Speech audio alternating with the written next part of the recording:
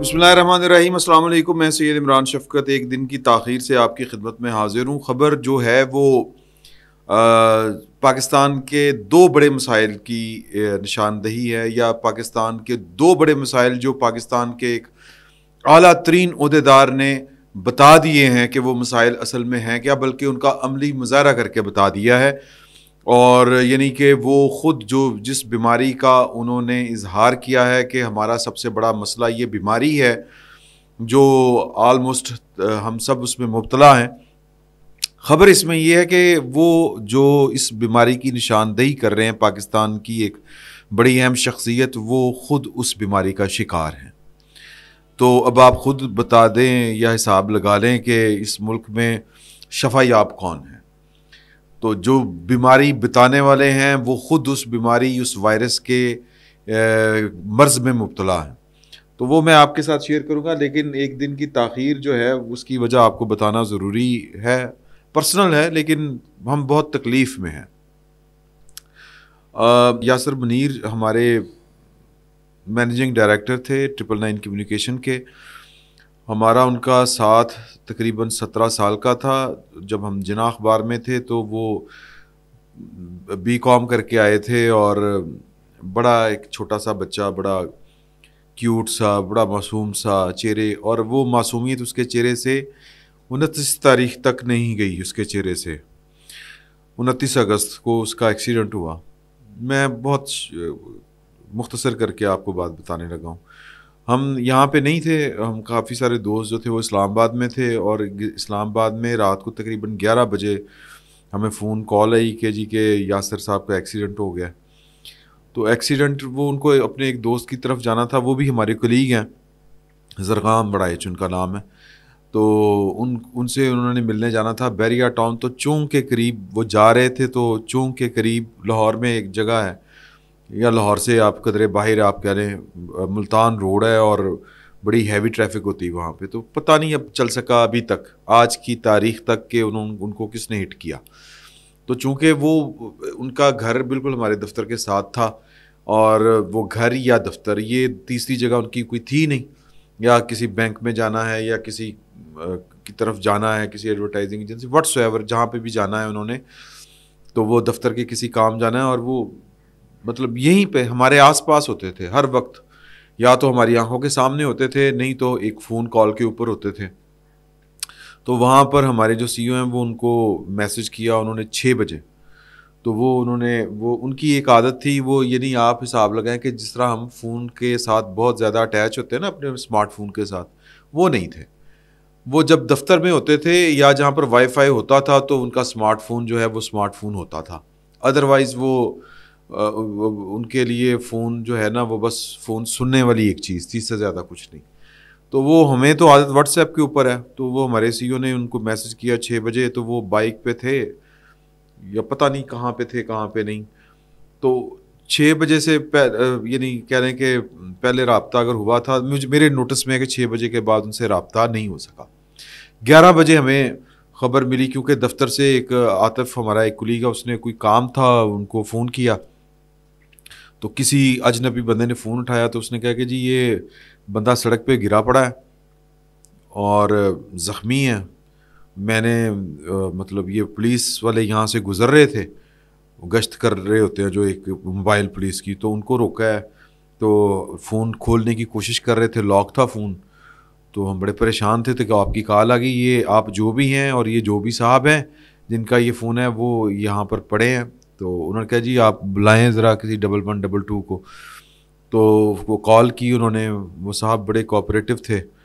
اب پتہ نہیں ایکسیڈنٹ کتنے بجے ہوا، کتنے بجے وہ گرے، کتنے بجے انہوں نے دیکھا. خیر وہ یہاں سے دفتر سے لوگ جو ہیں وہ انہوں نے کہا کہ 1122 والوں نے بعد میں ہمیں بتایا کہ ان کو جنرل ہاسپٹل لے کے جانا پڑے گا، ان کے کانوں سے خون بہہ رہا ہے. تو وہ گھنٹہ ایک لگ گیا، وہ نہیں بچ پائے. ہاسپٹل پہنچ کے ان کی اللہ کو پیارے ہو گئے. تو ہم پھر مطلب اس سارے کاموں میں بیزی تھے. جو آپ کو بات بتانے کا مقصد ہے وہ دو باتیں ہیں. ایک تو اسٹیٹ جو ہے وہ ریاست، اور ریاست سے زیادہ ہم لوگ، وہ جس بندے نے اس کو ہٹ کیا ہے اس میں اتنی انسانیت نہیں تھی. ہم نے وہ ان کی بائک کا حال دیکھا ہے. میں آپ کے ساتھ تصاویر شیئر کروں، پیچھے سے ہٹ کی ہے بائک، اور وہ بائک کا سلنسر یعنی کہ ان کے وہ نظر آ رہا ہے کہ کس قدر خوفناک ہٹ کیا. اتنی انسانیت نہیں ہے کہ آپ رک جائیں، دیکھ لیں کہ کیا ہوا ہے. وہ انسانی جان ہے، لیکن وہ ان کو مار کے کوئی بھاگ گیا.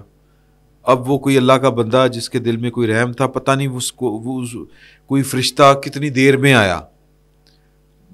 مطلب بڑی تکلیف دہ صورتحال ہے. اتنے ہم غیر انسانی رویے ہیں ہمارے مجموعی اور اکثریت کے.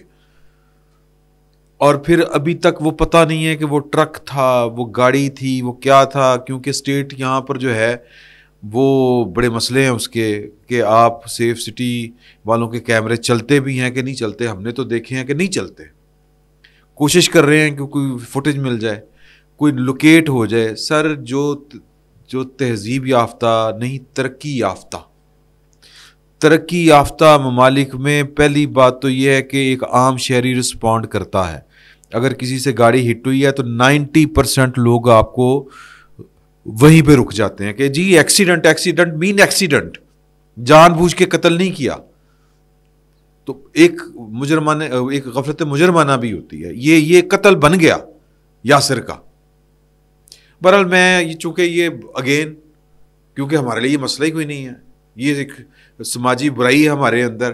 آپ بور ہو رہے ہوں گے کہ یار یہ کڑیاں گلاں لے کے بیٹھا، کوئی مسالے والی گل دسے. میں مسالے والی گل دس دینا سر، کیونکہ ہم نے تو ان باتوں کو وہ کیونکہ ہمارے لیے اہم ہوتی نہیں ہے کہ جب تک ہمارے اوپر نہ گزر جائے تب تک ہمیں احساس نہیں ہوتا. اور اسی لیے ہمارے ساتھ یہ کچھ ہے کہ جو ترقی یافتہ ممالک ہوتے ہیں وہ اخلاق یافتہ ہوتے ہیں، وہ تہذیب یافتہ ہوتے ہیں، پھر وہ ترقی یافتہ کہیں جا کے ہوتے ہیں. ترقی، مادی ترقی، دنیا کی ترقی، یہ اخلاقیات کا بائی پروڈکٹ ہے. یہ بات ذہن میں رکھیے گا. ہمیں پہلے اپنی اخلاقیات ٹھیک کرنی ہے. اخلاقیات ٹھیک ہو جائیں گی تو یہ جو ہم پوری دنیا میں جوتے کھاتے پھر رہے ہیں اور کشکول لے کے آگے پیچھے بھاگتے پھر رہے ہیں، بجلی کے بل ہم سے نہیں دیے جاتے، کون کھا گیا کون لگا گیا ہمیں پتہ نہیں ہے. یہ صرف اس لیے ہے کہ سانوں کی یہ وہ پالیسی کے اوپر یہ قوم چل رہی ہے کہ اپنا مفاد اس قدر عزیز ہے کہ دوسرے کے نقصان کا ہمیں کوئی فرق نہیں پڑتا. اور جس معاشرے میں اپنا مفاد دوسرے یعنی کہ انسان کی زندگی سے بڑھ جائے، دوسرے انسان کے مفاد سے بڑھ جائے اپنا مفاد، تو سر پھر اس میں زوال ہی آتا ہے اور اسی طرح کے عذاب آتے ہیں کہ پھر اپنی باری آ جاتی ہے. ادروائز اگر آپ کسی کے ساتھ ہوتی ہوئی زیادتی کے اوپر کھڑے ہو جائیں، آواز اٹھائیں، تو پھر آپ کی باری نہیں آتی. اگر چپ رہیں گے تو پھر آپ کی باری ضرور آئے گی. بہرحال میں مسالے والی آپ کو خبر سنا دیتا ہوں کہ چیف جسٹس آف پاکستان جو ہیں وہ پاکستان، اور پھر یہ اخلاقیات دیکھیں، ہماری اپنی اخلاقیات دیکھیں کہ کیا ہے کہ انہوں نے پاکستان کے اندر جو دو بڑے مسائل کا جو انہوں نے نشاندہی کی ہے. ایک تو انہوں نے کہا ہے کہ جو نیب ہے یہ سیاسی مقاصد کے لیے استعمال ہوتا ہے، یہ نہیں ہونا چاہیے.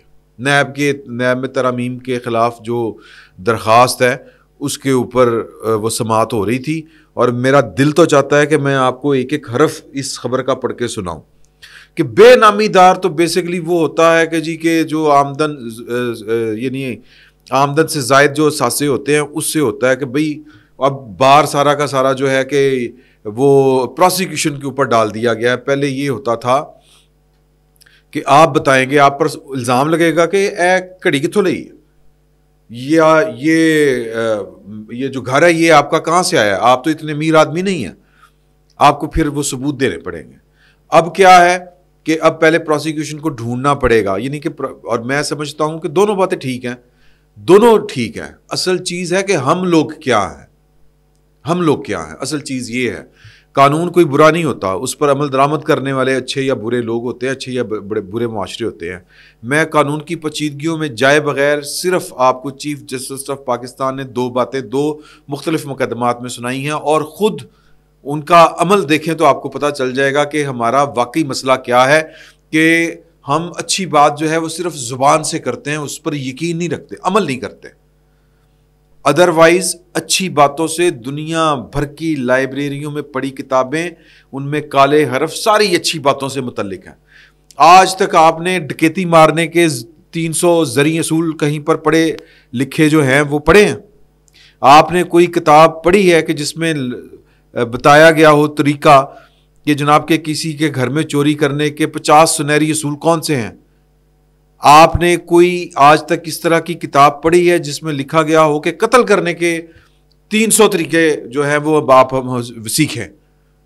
دنیا کی وہ کرائم کے اوپر یا اخلاقی جرائم سکھانے کے لیے، پڑھانے کے لیے سر کوئی کتاب نہیں ہوتی. یہ ہمارے انسٹنکٹ کہتے ہیں اس کو، یہ ہماری جبلت ہوتی ہے جو ہمیں جرائم کی طرف، کرائم کی طرف، بے ایمانیوں کی طرف، چوری چکاریوں کی طرف لے کے جاتی ہے، اور ابتدا اس کی ہوتی ہے جھوٹ بولنے سے. تو خیر، چیف جسٹس آف پاکستان فرما رہے تھے ایک مقدمے میں کہ جی کہ 14 مئی کو انتخابات ہونے والا جو مقدمہ تھا اس میں جو الیکشن کمیشن کی جو ریویو کی درخواست تھی وہ خارج کر دی گئی ہے.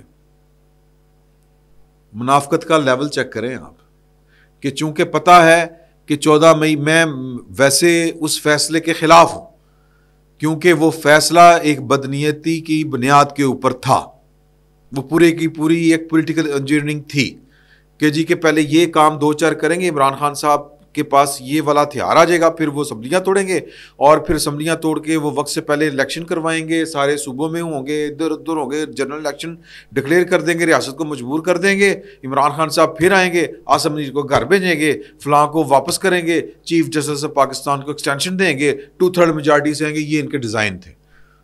لیکن پھر آگے بندے جو جب آپ سیاست بیٹھ کے کریں گے تو پھر آپ سے سیاست کرنے والے، آپ سے زیادہ طاقتور لوگ آپ سے اچھی سیاست کریں گے.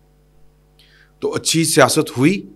آپ سے زیادہ طاقتور لوگ نہیں چاہتے تھے کہ عمران خان صاحب کامیاب ہوں، تو آج ان کی ریویو پٹیشن پڑی ہوئی تھی کہ جی کہ اپنا فیصلہ واپس لے لیں. نہیں، الیکشن تو 14 مئی کو ہوں گے. بھئی فیصلے عدالتوں کے پڑے ہوئے انڈے اور بچے نہیں دیتے. فیصلے وہ ہوتے ہیں جن پر اطلاق ہوتا ہے، اور فیصلے وہ دینے چاہیے جن پر آپ نے اطلاق کروانا آپ کی ذمہ داری ہے، آپ اطلاق کروا سکیں.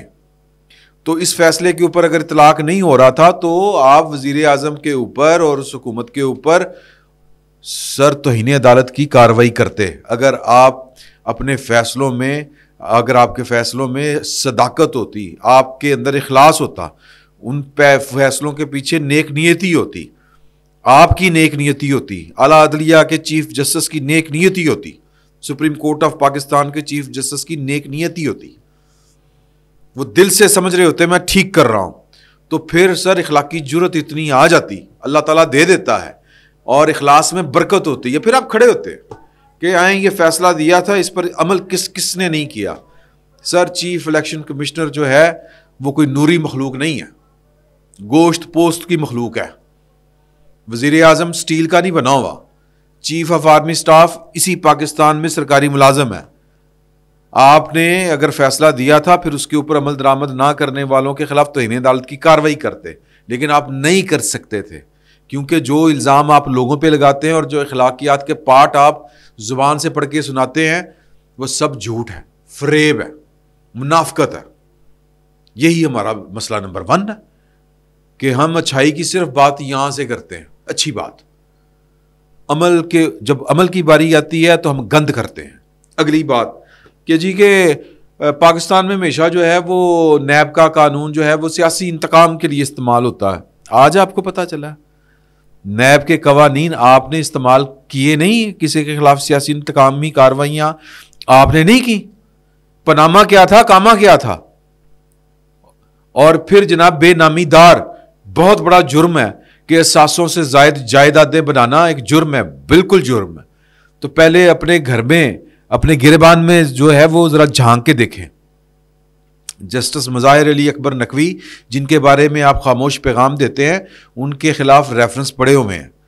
وہ ٹرکوں کی باتیں، اور جو کیا ہے وہ والا جی، وہ ادھر لاہور میں ایک آبادی ہے جہاں پر ان کا گھر تھا، کہ لیز کسی کے نام کے اوپر ہوا, کروڑوں روپے کی جائیداد ہزاروں روپے میں آپ کے نام پر لیز ہو گئی, اور 4 کنال کا گھر, یہ فوٹو اسٹیڈیم کے سامنے وہ رہائشی کالونی ہے, تو ادھر آپ کا دھیان نہیں جاتا, وہ بے نامی داری نہیں ہے. تو basically chief justice of Pakistan, اور پھر وہی جو بات میں نے پہلے کی ہے کہ نواز شریف دی باری کہ جناب وہ انتقامی کارروائیاں بالکل قانون کے مطابق تھی, آپ بالکل ٹھیک کر رہے تھے, اور اب جب اپنی باری آئی ہے, جب اپنا محبوب لیڈر جو ہے وہ ذرا چھری کے نیچے آ رہا ہے, تو جناب کے نیب کے قوانین جو ہیں وہ سیاسی انتقام نہیں ہونا چاہیے. نیب ہو یا کچھ بھی ہو, اصل مسئلہ نیب کا نہیں ہے, اصل مسئلہ عمران خان صاحب کے زیر عتاب آنے کا ہے, کہ کچھ طاقتور لوگ سمجھتے ہیں کہ عمران خان صاحب نے پاکستان کا بیڑا غرق کیا, یہ قابل قبول نہیں ہے. ان کے سمجھنے نہ سمجھنے سے کچھ نہیں ہوتا, لیکن آپ کیا کر رہے ہیں, سوال یہ ہے. تو یہ 2-3 بڑی بیماریاں جن کا ذکر چیف جسٹس پاکستان نے ایک طریقے کے ساتھ کیا, ہم سب ان کا شکار ہیں, اور پتہ نہیں کب تک رہیں گے, اور جب تک رہیں گے اسی طرح جوتے کھاتے رہیں گے. فی الوقت اتنا ہی, بہت بہت شکریہ.